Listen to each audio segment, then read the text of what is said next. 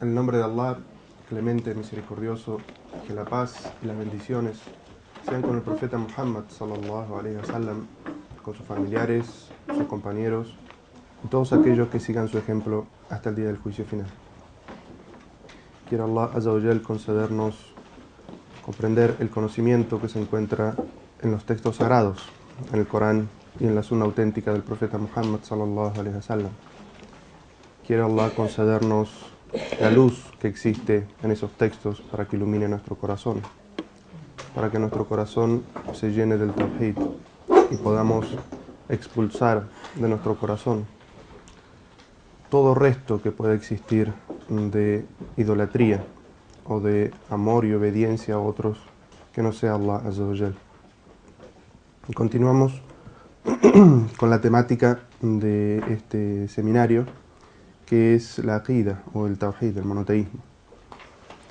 Vamos a ir al tercero de los temas y salteamos el segundo. El título es El temor a cometer idolatría. Ayer hablamos un poco sobre lo que significa el tawhid y la virtud que tiene. Su opuesto, lo opuesto del tawhid, del monoteísmo, es el shirk o la idolatría, politeísmo, paganismo. Entonces, vamos a ver en algunos textos del Corán y de la Sunna cómo ni Allah Azza wa Jal, ni el profeta Muhammad, ni sus compañeros consideraban el tema del shirk, mayor o menor, algo trivial o algo sobre lo que no había que prestar demasiada atención. Es decir, lo opuesto. Tanto Allah Azza wa Jal le da mucha atención en el Sagrado Corán, como el profeta hacía mucho énfasis en el tema de purificar los corazones de la idolatría, como los compañeros del profeta sallallahu alaihi wasallam estaban constantemente atentos a temas que estaban relacionados con no caer en los asuntos más mínimos de la idolatría. Y debemos recordar que los sahaba, los compañeros del profeta sallallahu alaihi wasallam, eran todos nuevos musulmanes. Años más, años menos. Tenían la enorme ventaja de estar acompañando al profeta sallallahu alaihi wasallam.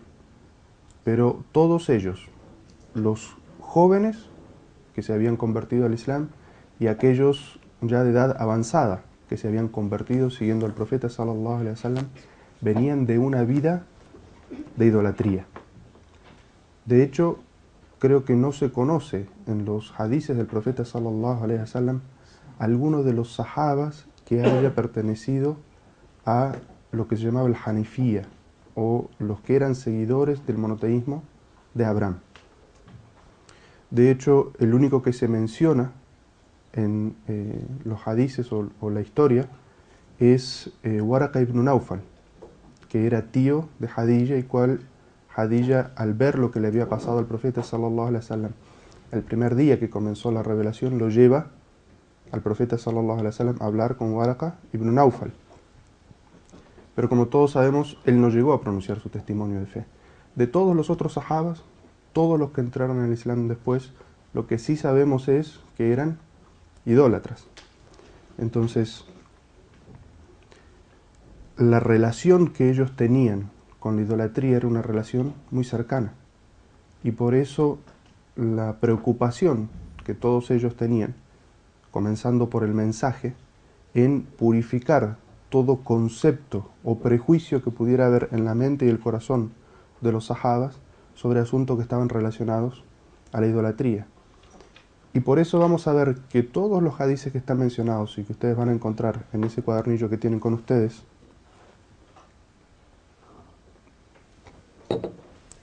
son situaciones que se dieron cuando los sahabas, consciente o inconscientemente, cometían, hacían o decían cosas que estaban acostumbrados antes de convertirse al Islam. Y eso también lo que nos muestra es que el hecho de ser monoteísta, ser un muwahhid, no es algo que se consigue de un día para el otro. Es decir, todos los que somos conversos al Islam sabemos que nuestro proceso para llegar al tawhid es un proceso que ha llevado su tiempo de estudio, de lectura, de reflexión. Pero además de eso, cuando entramos al Islam, nos vamos dando cuenta de que tenemos que purificar y aprender muchas otras cosas. Y por eso uno tiene que tener esa paciencia con uno mismo de ir purificando su corazón de todas aquellas cosas que va aprendiendo en el Corán y en la Sunna que están relacionadas con la idolatría, para ir purificando su corazón de eso. Y lo que tenemos que saber de esto es que si bien nosotros estamos ordenados a adorar únicamente a Allah y alejarnos de todo lo que es idolatría, este proceso de purificación de lo que es inconsciente que uno arrastra de su vida de jahilía, de ignorancia preislámica, es un proceso que lleva tiempo. Y el mejor ejemplo de eso, y de la paciencia y la dedicación para ese proceso, lo encontramos en los sahabas. Y vamos a encontrar incluso algunos hadices en el cual el comienzo del hadiz, el mismo sahaba que narra la situación dice Kunna qaribi ahdin bil Islam. Esta frase significa nuestra relación con el Islam era cercana, es decir, hacía poco tiempo que nos habíamos convertido al Islam. ¿Y por qué hace esta aclaración el sahabi cuando recién comienza a narrar el hadiz? Lo hace para mostrarle a quien lo vaya a escuchar o leer en el futuro que esa situación que se dio es porque arrastraba ciertas enseñanzas o costumbres que tenía en su época de jahilía. Y por eso es muy importante que todo lo que es el cambio que uno quiere producir en uno mismo, o cuando quiere enseñar temas de tawhid, de monoteísmo, a otros musulmanes que pueda ver que estén cometiendo asuntos que no son propios de un monoteísta, sino que son actos de idolatría, uno tiene que llevar una paciencia y un objetivo gradual con esas personas. Volviendo al tema, este capítulo comienza con un dicho de Allah, que está en el Sagrado Corán, el cual dice: Allah no perdona que se le asocie, pero perdona lo menos grave a quien Él quiere. Inna Allah la yaghfiru an yushraka bi, wa yaghfiru ma duna dhalika. ¿Quién completa la ayah? Liman yasha. Allah no perdona que se le asocie, pero perdona cualquier otra cosa o lo menos grave a quien Él quiere. Allah Azza wa Jal está dividiendo en este versículo todos los pecados que uno pueda cometer en dos clases. Una clase es todo lo que está relacionado con la idolatría y el politeísmo. Es decir, todo lo que se le asocia en la adoración o en la devoción a Allah. Ese es un campo en el que una persona puede cometer pecados. ¿Y Allah Azza wa Jal qué dice sobre ese campo? Allah Azza wa Jal no lo perdona. ¿Qué significa que Allah no perdona? La idolatría. Porque evidentemente cuando uno hace ese camino hacia el Islam o de corregir su creencia, el profeta sallallahu alaihi wasallam en un hadith que mencionamos ayer dijo: el Islam yajubbu ma qabla, el Islam perdona todo lo anterior. ¿De qué momento está hablando este ayah, este versículo del Sagrado Corán? Este versículo está hablando del día del juicio final, del momento en el que se establece la justicia y se juzga a las personas por sus acciones. Es decir, cuando todo ha sido sellado. Porque como también mencionamos ayer, las puertas del arrepentimiento están siempre abiertas, excepto en dos momentos. Entonces, este ayah está hablando del día del juicio final. Y Allah comienza diciendo que Allah no perdona la asociación. Y el segundo campo de los pecados o las faltas o los errores es todo lo otro, y Allah lo llama lo menos grave. وَيَغْفِرُ مَا دُونَ ذَلِكَ, es decir, todo lo que esté por debajo de eso.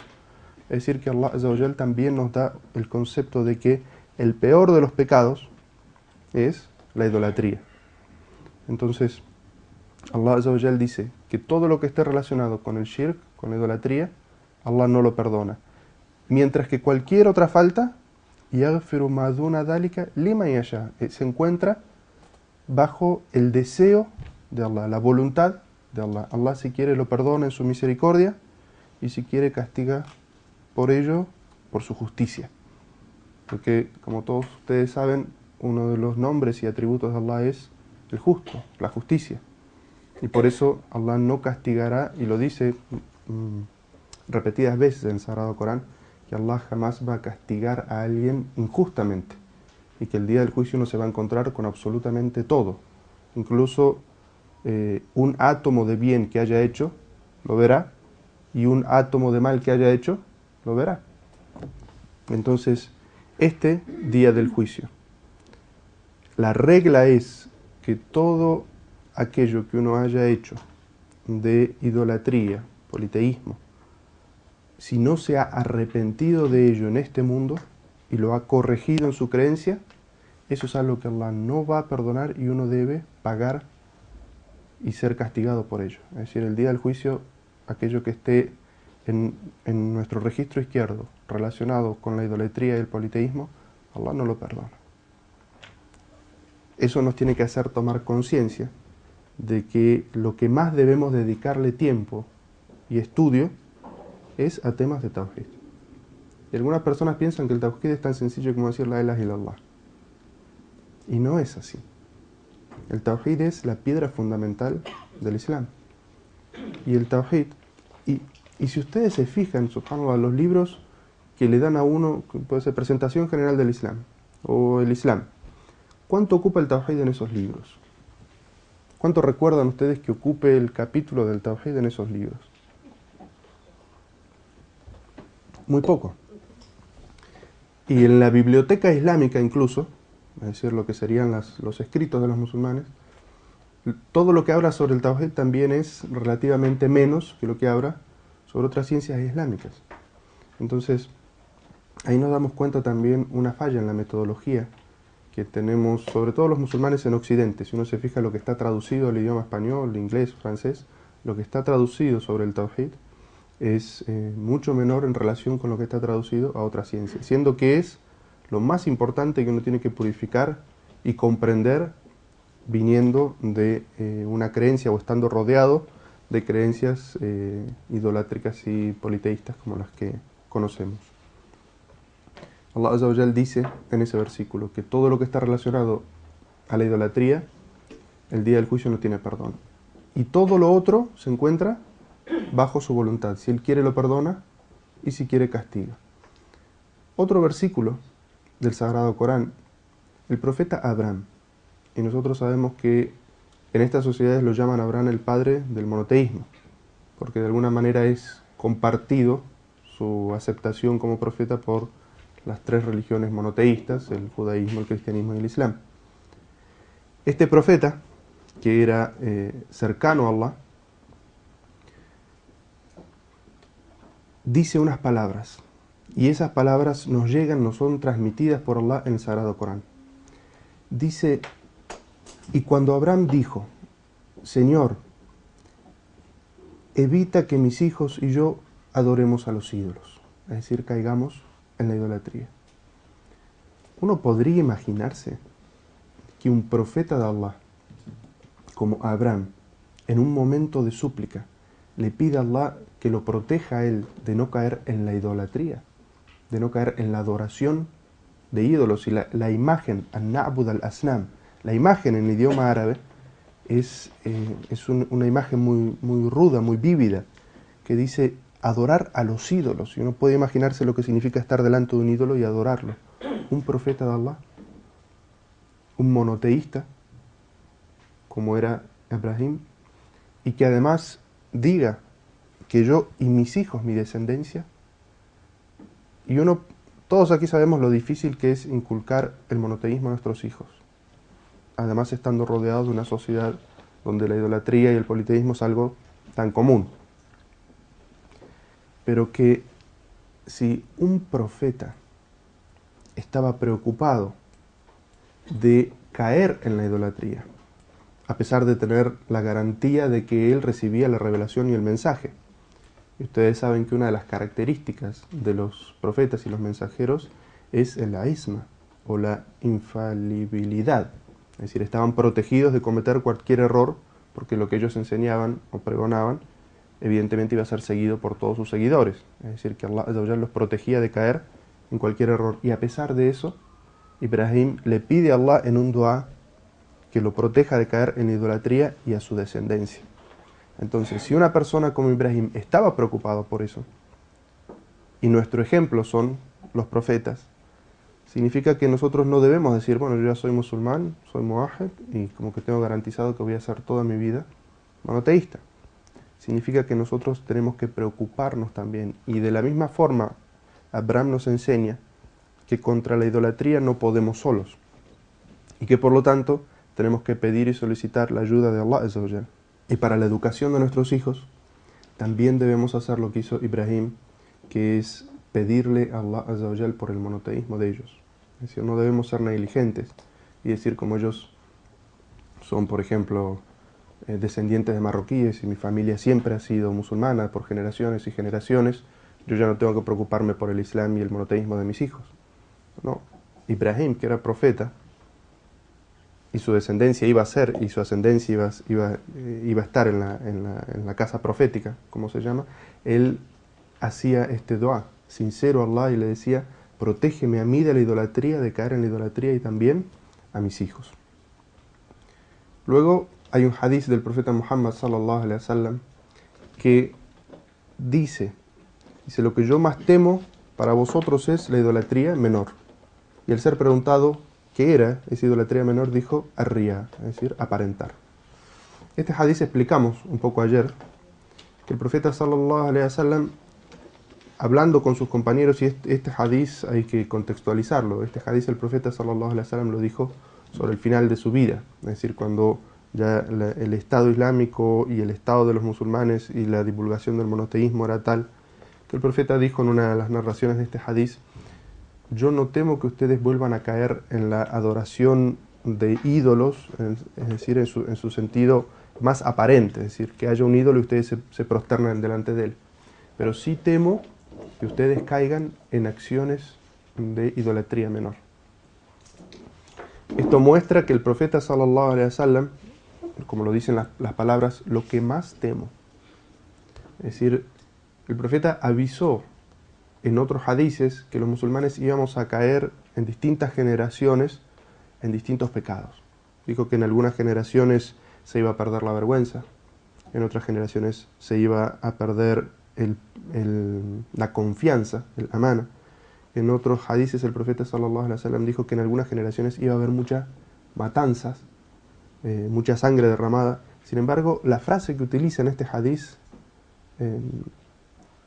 lo que más temo, lo que más tengo temor que les pueda suceder a ustedes. Todas estas cosas son terribles y el profeta sallallahu alaihi wasallam nos avisó para que tratemos individualmente y como comunidad de no caer en ello, pero que era lo que iba a suceder eventualmente. Pero lo que el profeta sallallahu alaihi wasallam más temía para las personas era que cayeran en actos de idolatría. Y el ejemplo que da el profeta sallallahu alaihi wasallam es algo que, como vimos ayer, está escondido muy adentro del corazón y que la gente no puede ver. Que uno haga algo para aparentar delante de una persona o para impresionar.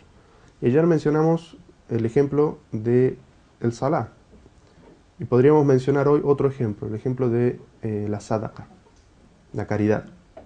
Cuando uno va a dar una caridad, ayudar a una persona que esté necesitada, uno tiene que cuidar mucho su corazón, porque tiene que purificar en el momento que va a dar esa sadaqa su corazón de toda apariencia.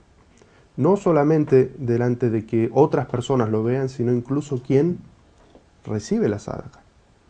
Y por eso el hadith del profeta sallallahu alaihi wasallam, una vez hablando sobre cómo debería ser la sadaqa, la caridad del musulmán, dice que dé tu mano derecha lo que no conoce, lo que no se entera, tu izquierda. Y está hablando de las dos manos de la misma persona, es decir, es algo muy difícil, ¿verdad? Pero el profeta sallallahu alaihi wasallam nos da ese ejemplo, como diciendo, incluso la gente más cercana a ti, tu esposa, tus hijos, tu familia, tu vecino, que no se enteren, para que no se vea la intención de la sadaqa contaminada con esta apariencia o este querer impresionar a otra persona por el simple hecho de que digan, fulano es generoso, es buen vecino, es buen familiar, es buen esposo o es buen padre, si uno cuando da la sadaqa, la caridad, lo que está queriendo, y no se necesita, los sabios dicen,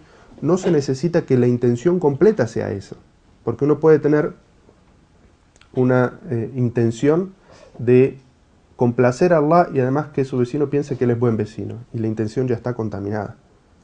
Sería muy raro que un musulmán dé una sadaqa pensando únicamente en impresionar a su vecino. El musulmán generalmente, cuando hace algo, lo primero que dice es Bismillah, es decir, que ya está relacionada su intención con la de ayudar y complacer a Allah.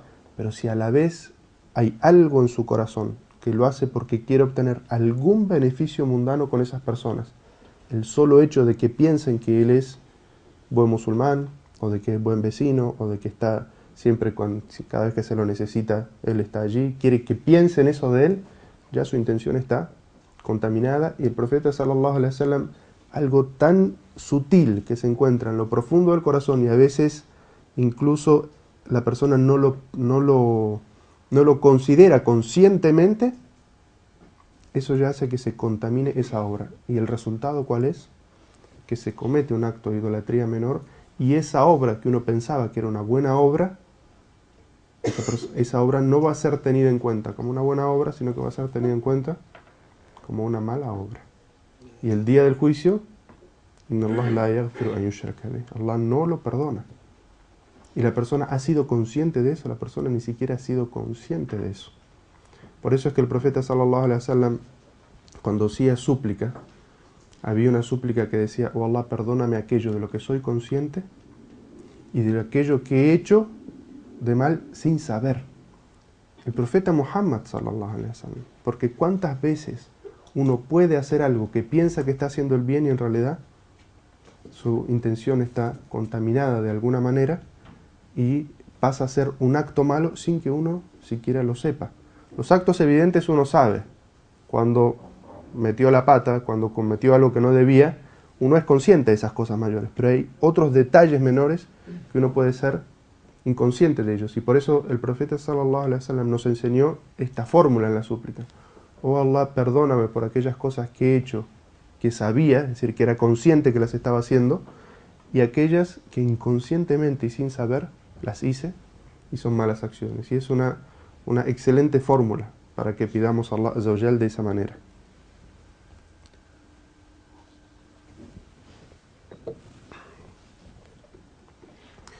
Y entonces el profeta sallallahu alaihi wasallam, en ese hadiz, el que nos da ese ejemplo de que no conozca tu mano izquierda lo que da tu derecha con sadaqa, también nos marca una metodología, es decir, que cada vez que uno quiera hacer una buena obra, busque conscientemente apartarse de toda situación en la que pudiera aparentar o hacerse ver.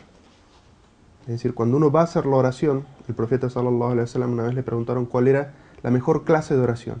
¿Cuál es la mejor oración? Y el profeta respondió: aquella que haces en lo profundo de la noche cuando la gente duerme. ¿Por qué el profeta sallallahu alaihi wasallam le dice esa oración?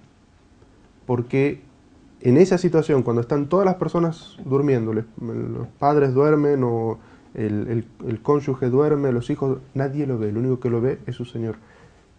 ¿Qué va a pensar? ¿Que me ve a mi vecino mirando a través de la ventana a las 3 de la mañana? Es muy probable que esté despierto. Entonces la sinceridad es como más pura en ese momento. No está esperando que absolutamente nadie lo vea. Ese es el objetivo del profeta sallallahu alaihi wasallam cuando dice la mejor oración es esa. ¿Por qué la mejor oración? Porque la intención y el tawhid, la pureza de la intención es la mejor. Lo que nos está diciendo el profeta sallallahu alaihi wasallam es que una oración sea mejor o peor, ¿con qué está relacionado? Con la pureza de la intención. Cuanto más sincera sea la intención, mejor es la obra. Y por eso los sabios dicen que ustedes conocen ese hadiz en el que el profeta sallallahu alaihi wasallam habla de la recompensa de las obras. Y dice que cuando uno hace una buena obra, Allah la recompensa entre 10 y 700 veces. ¿Todos conocen ese hadiz? Y más. El profeta dice que cuando uno hace una buena obra, Allah Azza wa Jalla lo recompensa a uno por esa buena obra entre 10 y 700 veces y más. Entonces, ¿de qué depende? ¿De que uno lo recompense por una obra multiplicado por 10 o multiplicado hasta 700 y más? ¿De qué depende? Depende de la pureza de la intención. Al-ikhlasu fin-niyya. Cuanto más pura sea la intención, cuanto más consciente uno esté del acto de adoración que está realizando, la conciencia, la intención, más alta va a ser la recompensa que uno va a obtener por esa obra. Y por eso también el hadith del profeta sallallahu alaihi wasallam, en el cual habla de que por ejemplo, una palabra puede elevar a un siervo a un nivel altísimo de fe y de consideración de Allah, y una misma palabra puede descender a una persona en su fe y en su consideración ante Allah. ¿De qué depende? El profeta sallallahu alaihi wasallam está hablando de una palabra. Entonces, ¿qué es lo que hace? ¿Qué es lo que le da el nivel a esa palabra? Es la intención que uno tiene en el momento en el que la pronuncia. Cuanto más pura es su intención, cuanto más monoteísta es su intención, entonces más alto va a llegar. El siguiente hadiz mencionado aquí es relatado por Ibn Mas'ud, en el que el mensajero de Allah sallallahu alaihi wasallam dijo: quien muera asociando en su adoración algo a Allah ha de ingresar al infierno. Creo que en los hadices que mencionamos ayer, hablando de la virtud del monoteísmo, decía que quien muera atestiguando la ilaha illallah ha de entrar al paraíso. Esta es su contraposición. El profeta sallallahu alaihi wasallam dice: quien muera y en su corazón haya asociado algo a Allah, es decir, en sus actos de oración haya asociado algo a Allah, ha de entrar al infierno. Y esto está relacionado con el primer versículo de que Allah Azza wa Jalla no lo perdona. Y en el concepto de Ahlus Sunnah wal Jama'ah, de la gente del libro y de la Sunna del profeta sallallahu alaihi wasallam, nosotros consideramos, cuando hablamos del infierno, de dos niveles. El infierno tiene dos niveles. Un primer nivel que es temporal, en el que quiere Allah protegernos a todos del infierno. Ese primer nivel es temporal, es decir, hay gente que, siendo monoteísta, siendo musulmana, ha cometido pecados tales que Allah considera en su justicia que merecen un castigo. Y por lo tanto, el musulmán, y por eso esa comprensión que uno de los hermanos mencionaba ayer, de que no, yo soy musulmán, digo la ilaha illallah, voy a entrar al paraíso, es una concepción equivocada. Los musulmanes, los creyentes, los monoteístas, o sea, no solamente de estos musulmanes desde Muhammad hasta aquí, sino de todos los monoteístas, pueden ingresar temporalmente al infierno para pagar por sus pecados. Y en ese aspecto, el fuego del infierno lo que hace es castigarles y purificarles de esos pecados que han cometido. Y cuando Allah, en su concepto de justicia, considere que han pagado lo suficiente, son extraídos del infierno y luego ingresados al paraíso en virtud de su monoteísmo y de sus buenas obras. Y un segundo nivel del infierno que corresponde a aquellos que rechazaron el mensaje del monoteísmo. Y no podemos decir solamente a los idólatras o politeístas, porque no todos los idólatras y politeístas escucharon el mensaje del Islam y lo rechazaron. Algunos simplemente fueron idólatras y politeístas porque eso fue lo que heredaron de sus padres y nunca conocieron el mensaje del Islam. En el Sagrado Corán lo que sí sabemos es que hay una condena completa a todos aquellos que yuballighuhum risala, es decir, les llega el mensaje, lo comprenden, porque además los ejemplos que están mencionados en el Sagrado Corán son de gente altamente virtuosa y altamente capaz en su misión. Es decir, el profeta Muhammad y la historia, sallallahu alaihi wasallam, y la historia de todos los otros profetas. Encontramos en el Corán la historia de cantidad de profetas. Abraham, Noé, Moisés, ayúdenme. Y José, otro. Hud, Yunus, es decir, muchos profetas. ¿Qué historia nos cuenta el Corán de los profetas? Cómo llevaban adelante su misión. Y lo que también nos narra el Sagrado Corán sobre ellos es qué respuesta tuvieron, ¿verdad? Es decir, cuál fue la actitud de sus pueblos, de la gente que lo escuchaba, hacia ellos. Y muchos sabios mencionan que una de las hikmas, o una de las sabidurías detrás de esta historia de los profetas, cuando le eran revelado al profeta Muhammad sallallahu alaihi wasallam, era para consolar el corazón del profeta. El profeta, como está mencionado en el Sagrado Corán, era una persona con un corazón muy misericordioso, tenía mucha compasión por su pueblo. Y cuando él iba y hablaba del tawhid, del monoteísmo, con gente de su pueblo, de su tribu y otros árabes, y rechazaban el mensaje, lo rechazaban abiertamente, lo insultaban, lo trataban de loco, de poseso, perseguían a los musulmanes, torturaban a los musulmanes, combatían y hasta mataban a los musulmanes. Eso entristecía el corazón del profeta sallallahu alaihi wasallam. Entonces, muchos sabios del tafsir dicen que el objetivo de que Allah descendiera esas historias era mostrarle al profeta sallallahu alaihi wasallam que gente, profetas anteriores a él, habían tenido una situación similar y que el rechazo no se debía a que el profeta estaba haciendo mal su misión.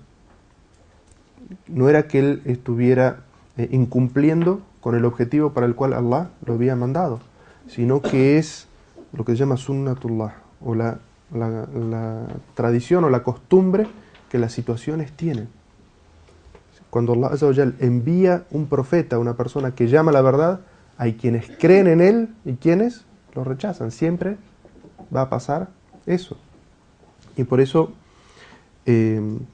los sabios hablan de esta situación, es decir, que los profetas eran enviados, enseñaban el mensaje del Tawhid, y quienes los rechazaban, hacia ellos se encuentra mencionada la censura o la condena de que quienes escuchen el mensaje del Tawhid y de alguien tan capacitado como un profeta, es decir, una persona que realmente les transmita el mensaje del monoteísmo como corresponde, con toda claridad, con toda evidencia, y lo rechace, esa persona sí se condena a sí mismo al infierno.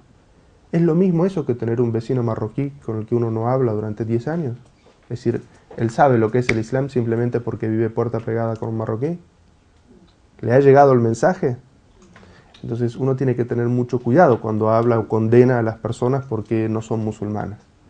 ¿Ha cumplido uno primero la misión de transmitir el Islam y el monoteísmo que nosotros sí tenemos?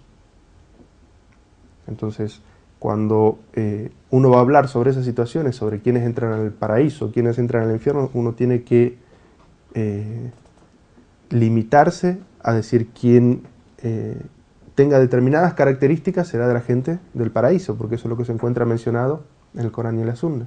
Y gente que tenga determinadas características se encuentra o estará en el infierno, porque eso es lo mencionado en el Corán y en la Sunna.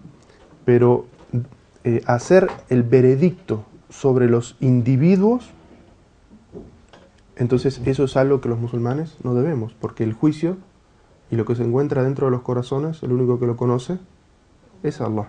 Nosotros solamente fuimos ordenados a juzgar por lo que es aparente para nosotros. El hadiz habla sobre que quien muera asociando, es decir, a lo que está dentro del corazón, el destino va a ser el infierno. ¿Por qué? Porque Allah Azza wa Jal no perdona la idolatría. Es decir, que quien muera cometiendo algún acto de idolatría, y aquí estamos hablando específicamente de, lo vamos a circunscribir el significado en los musulmanes.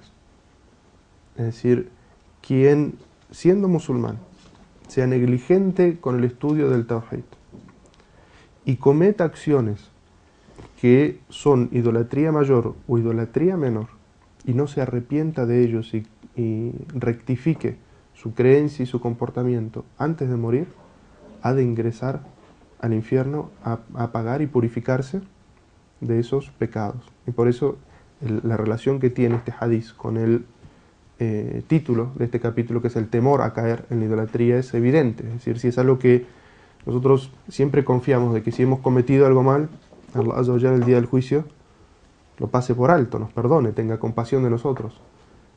Pero esto no entra en esa posibilidad. Es decir, si uno muere cometiendo algo de idolatría y de politeísmo, uno tiene que saber que el día del juicio está condenado a pagar por ello.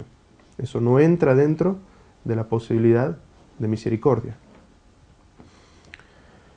El hadiz que sigue está en Sahih Muslim, del compañero del profeta sallallahu alaihi wasallam, que se llama Jabir ibn Abdullah, que el profeta sallallahu alaihi wasallam dijo: quien se encuentre con Allah en el día del juicio final, no habiéndole asociado en su adoración, adentrará al paraíso.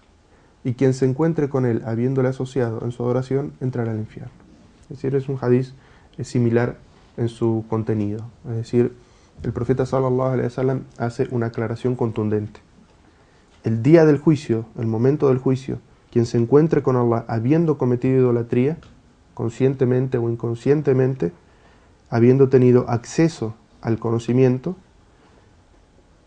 si no cometió idolatría, su destino final es el paraíso. Y si ha cometido idolatría, entonces evidentemente tiene que pasar por el infierno para purificarse de esa idolatría. Primero, vayamos a la definición. Es decir, cuando hablamos de intercesión o shafa'a, ¿qué es lo que se quiere decir? Cuando hablamos de shafa'a, de intercesión, es cuando una persona hace algo, interfiere en favor de otra. Entonces, primero tenemos que saber que todos los asuntos que tengan que ver con la intercesión en esta vida, de una persona viva por otra persona viva, es algo altamente recomendable. Es decir, interceder por una persona para que reciba un beneficio es una buena obra. El profeta sallallahu alaihi wasallam lo dijo y lo aclaró en un hadiz: intercedan por su prójimo, serán recompensados. Es decir, que todo lo que uno pueda hacer en favor de otra persona viva, dos personas que se encuentran en este mundo, eso tiene su recompensa. El primer versículo dice: advierte por su medio, es decir, por el Corán, a quienes teman ser congregados hacia su Señor, que no tendrán fuera de él amigo ni intercesor. Quizás así teman a Allah. Lo primero que tenemos que ver de este versículo es que Allah Azza wa Jal menciona la intercesión. Es decir, que la intercesión es algo que existe. ¿Qué significa la intercesión? Allah Azza wa Jal dice que se debe exhortar a los creyentes, a quienes teman ser congregados hacia su Señor, que no existe fuera de Allah amigo ni intercesor. Es decir, excepto Allah. Excepto que Allah lo permita, es decir, Él es el único dueño de toda intercesión, excepto a través de Allah no existe ningún intercesor, nadie que pueda hacer nada en favor de nadie. El otro versículo dice: toda intercesión proviene de Allah. Si nos fijamos en el versículo anterior, está hablando de que dice: aquellos que teman ser congregados a Allah. Es decir, que ya se está hablando de que este hecho tiene lugar el día del juicio final. El tercer versículo dice: ¿quién podrá interceder ante él si no es con su permiso? Es decir, que ya se establece otro principio más, y es que nadie puede interceder por nadie si no es con el permiso de Allah. ¿Y quién puede interceder ante Allah? Es decir, que también aquí se podría considerar el día del juicio. Es decir, ¿quién puede presentarse ante Allah y decir: yo intercedo en favor de fulano, si no es que Allah Azza wa Jal se lo permite? El versículo que sigue dice: ¿cuántos ángeles hay en los cielos cuya intercesión no servirá de nada a menos que Allah la autorice en favor de quien Él quiera y sea de su agrado? En este versículo se mencionan sobre la intercesión muchas condiciones. Primero, está diciendo que los ángeles interceden. Pero Allah Azza wa Jal está diciendo: ¿cuántos ángeles hay en el cielo? Que su intercesión no va a servir de nada. Es decir, si los ángeles que están en el cielo, no estamos hablando de las personas que están en la tierra, algo tan más elevado y sublime como son los ángeles, la intercesión de ellos no serviría, a menos, dice, que Allah lo autorice. Primero que Allah lo autorice, en favor de quien Él quiera y sea de su agrado. Es decir, Allah Azza wa Jalla está mencionando en este versículo 3 características de la intercesión. Primero, que Allah la autorice. Es decir, que nadie puede interceder si no es que Allah lo autorice.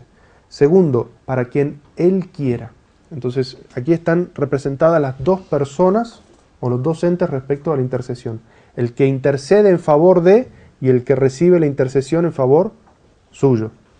Y luego dice, y sea de su agrado. Y aquí se está refiriendo al tema de la intercesión en sí misma. Entonces, todo esto está relacionado con que Allah Azza wa Jal se complazca de ello. Quien hace la intercesión, Allah tiene que estar complacido con él. Quien recibe la intercesión, Allah tiene que estar complacido con la persona que recibe la intercesión. Y el tema de la intercesión, es decir, qué es lo que se pide en esa intercesión, Allah tiene que estar complacido con ello. Es decir, que quien hace la intercesión tiene que ser necesariamente monoteísta, tiene que ser creyente. Quien recibe la intercesión tiene también que ser creyente, monoteísta. Y lo que se pide en la intercesión tiene que ser algo que Allah Azza wa Jal permita. Fuera de eso, Allah Azza wa Jal comienza el versículo diciendo ¿cuántos ángeles hay cuya intervención no sirve de nada? A menos que se den estas 3 características. El versículo que sigue dice: los que invocan en lugar de Allah no poseen el peso de un átomo en los cielos ni en la tierra, ni tienen allí participación, ni Él encuentra en ellos ayuda. Es inútil interceder por nadie ante Él, excepto por quien Él lo permita. La primera parte del versículo está hablando sobre la inexistencia de la injerencia de los ídolos en la intercesión. Es decir, lo que la hermana que hizo la pregunta se refería. Es decir, si uno le pide a un ídolo que interceda por uno, lo que Allah Azza wa Jalla nos está diciendo en este versículo es que los ídolos carecen de todo poder.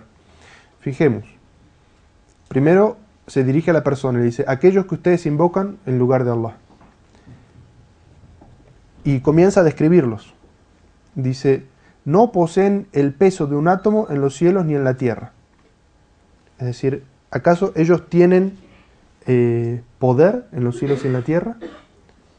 El único que tiene poder y decisión en los cielos y en la tierra es Allah. Y Allah no le ha otorgado ese poder a ningún ser creado. Dice, ni tienen allí participación. Es decir, el Corán es muy específico en esto. Allah no le ha delegado ninguna función completa a nadie, ni le ha dedicado parte de esa función. Porque en la mentalidad de los idólatras podrían darse las dos posibilidades. Por ejemplo, el dios de la lluvia. Es decir, que todo el tema de la lluvia lo maneje una divinidad. Lo primero que está estableciendo el Corán es que no hay tal divinidad de la lluvia.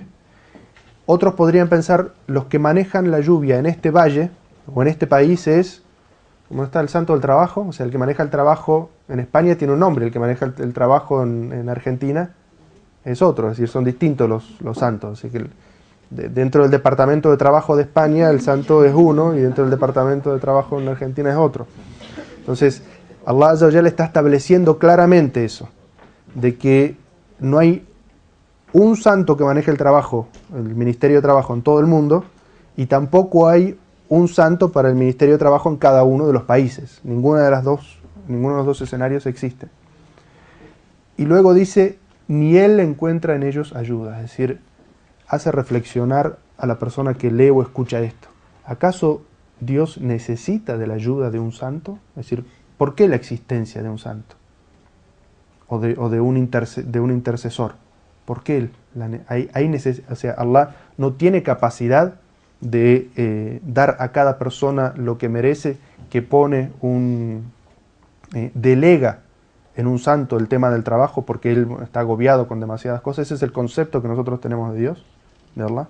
Es decir, que atender todos los asuntos es demasiado, entonces delega a los santos en distintos lugares. Ese no es el concepto del monoteísmo, de la creencia en un solo Dios todopoderoso, ¿verdad? Y luego dice el versículo, es inútil interceder por nadie ante Él, excepto por quien Él lo permita. Es decir, que Allah Azza wa Jal, en esta última parte del versículo, dice, puede ser que haya gente que crean intercesores y gente que se crea intercesor e intercede. Pero todo eso no sirve de nada a menos que Allah lo permita. Es decir, nadie le puede imponer nada a Allah.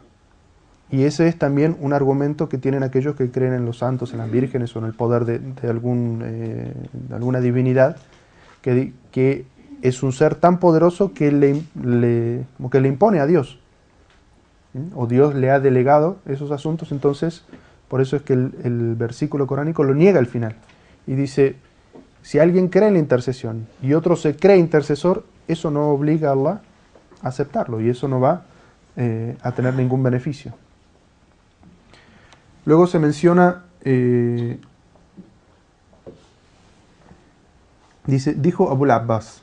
Abul Abbas aquí es lo que se llama la cuña, la descripción del Imam Ibn Taymiyyah. Dice, Allah negó que las deidades poseyeran algunos de los atributos que les atribuyen los politeístas. Negó que tuvieran dominio o que compartan con él o que sean asistentes de Allah. No quedaba en estas deidades que estas deidades poseyeran sino la intercesión, por lo que Allah, alabado sea, evidenció que la intercesión no beneficia sino luego que Él la haya permitido. El versículo dice, no intercederán sino por aquellos de quienes Él esté satisfecho. Es decir, lo que nos podemos dar cuenta aquí, el análisis que hace de estos versículos, es que la intercesión de quien intercede, es decir, quien hace la intercesión, Allah Azza wa Jal debería estar complacido con él. Quien es objeto de la intercesión, es decir, quien recibiría el beneficio, Allah Azza wa Jal debería estar complacido con él para concedérselo. Y el objeto sería la intercesión en sí mismo, es decir, el tema de la intercesión, lo que se pide en esa intercesión, Allah Azza wa Jal debería también estar complacido para que eso se lleve a cabo. Y si nosotros consideramos primero quién es el que hace la intercesión, si realmente es creyente o no es creyente, si está vivo o no está vivo, quién recibe la intercesión, es creyente o no es creyente, está vivo o no está vivo, merece recibir esa intercesión o no por lo que es su creencia y su comportamiento. Y por último, ¿por qué es que se está intercediendo? Si todo esto Allah lo acepta o no lo acepta.